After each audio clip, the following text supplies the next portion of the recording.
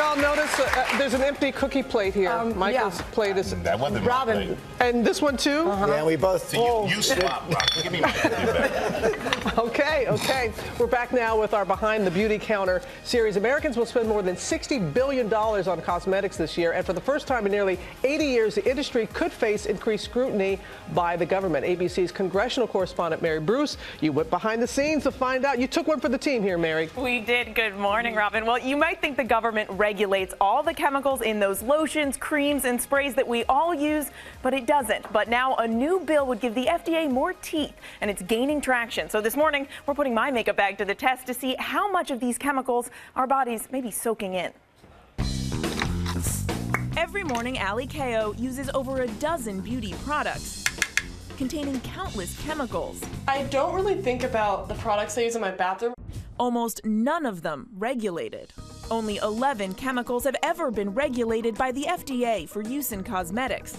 And believe it or not, no safety tests are required before beauty products hit store shelves. Now lawmakers and celebrities are hoping to change that with legislation that would require the FDA to evaluate the safety of at least 5 chemicals a year and give the FDA the power to recall dangerous products. It has the endorsement of nearly 24 beauty brands and stars like Gwyneth Paltrow, who says consumers deserve to know the products they use every day are safe. GMA wanted to see if our bodies are actually absorbing the chemicals that we're slathering on, so we put my medicine cabinet to the test. We looked at 2 common chemicals, parabens, a preservative, and phthalates, controversial chemicals often used to make fragrances last longer. The CDC says the health effects of low-level exposure to these chemicals are unknown. After getting a baseline measurement of the chemicals in my system, for 3 days I used only beauty products containing these chemicals. Then for 5 days, I cut them out completely, using only low-chemical products for my daily routine. 4 days, no chemicals.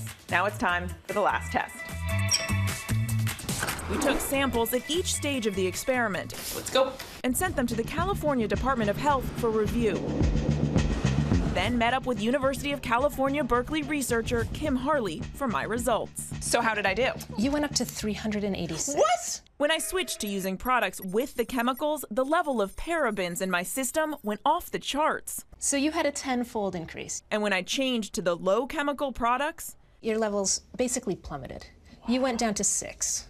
To 6? Same story with the phthalates. A sharp increase when I used products with the chemicals. Look at that spike! The Personal Care Products Council tells ABC News families can feel confident they are protected. Manufacturers use the best science and latest available research to ensure safety before products hit store shelves. We check back with Allie to give her bathroom a chemical checkup. One thing that I would tell you to look for first is fragrance. Look for products that have shorter ingredients lists and fewer chemicals that have names that you could actually pronounce. That would be a good start.